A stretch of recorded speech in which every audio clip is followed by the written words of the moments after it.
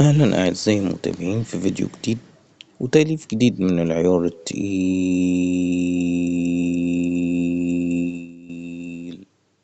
جدا.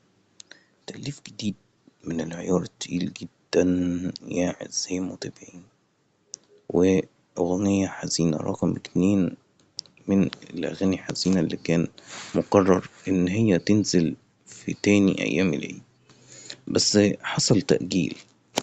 والتأجيل ده يا أعزائي المتابعين دي بناء على الآتي: إن أحد المتابعين يا أعزائي المتابعين أحد المتابعين ده قال لي بلاش تنزل أغاني حزينة في العيد، احنا العيد فرحة ولازم نفرح وكده.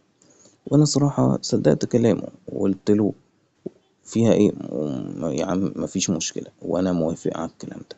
وبناء على كلامه هو أنا أجلت تنزيل التأليف لأغاني حزينة. لكن النهاردة ده هنا عيد الفطر 3 أيام، في ال3 أيام بعد ما عدوا النهاردة احنا بنصور الأغنية الحزينة التانية على التوالي. والأغنية الحزينة دي يا أعزائي المتابعين هي أغنية حزينة رقم 2 اللي كان المفروض يتم إصدارها في تاني أيام العيد، ولكن طبعا تم تأجيلها لحد بعد العيد. النهاردة خلاص العيد خلص وبدأنا أول يوم في العادي، العيد 3 أيام، اليوم التالت خلص واحنا بدأنا في اليوم الأول اللي هو ما بعد عيد الفطر. طيب أعزائي المتابعين،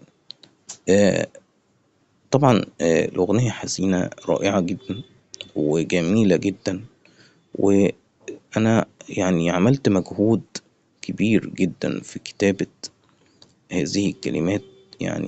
كلمات الأغنية الحزينة دي فوق الوصف وروعة جدا ومعمولة بدقة متناهية، حرفيا دقة. أنا هقرأ لكم حتة من كلمات الأغنية الحزينة دي أعزائي المتابعين: اعذريني يوم فراقك، مش بإيدي ولا بقراري، بنزف دموع وجع ما تتوصفش، وإحساس دمرني، عيني بكت بدل الدموع دم، وكأني مليان غم، وعيني شافتك آخر مرة، بعدها مشيت وعملت مش مهتم، وأنا ماشي بدموع عيني. الأغنية الحزينة دي أعزائي المتابعين جميلة جدا ورائعة جدا، متميزة بمعنى الكلمة جدا جدا. قبل ما انسى يا أعزائي المتابعين، طبعا دولة العراق بيحصل فيها أزمة كبيرة جدا دلوقتي. دولة العراق في حالة صعبة جدا، وهم حاليا المشاهدات قليلة، لأن دولة العراق اللي كانت بتدعم قناة اليوتيوب بتاعتي ما بقوش موجودين. الوضع بقى صعب جدا ولا يطاق يا أعزائي المتابعين. زي ما انتم شايفين كده أرقام المشاهدات كلها في النازل، وده حاجة حرفيا زعلتني أوي. اللي أنا شايفه ده حاجة بشعة جدا بمعنى الكلمة، حاجة شيء لا يطاق. ازاي ده يا جدعان؟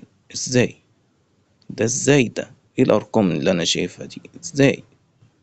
طبعا اللي حاصل حرب إيران ومش عارف ايه تسبب في أزمة عالمية في قناة اليوتيوب بتاعتي. أنا أتمنى إن الحرب دي تنتهي، لأن قناة اليوتيوب بتاعتي بتنهار يوما بعد يوم. شوفوا لنا صرفة بقى يا جدعان، عشان القناة بتنهار والدنيا بتخرب.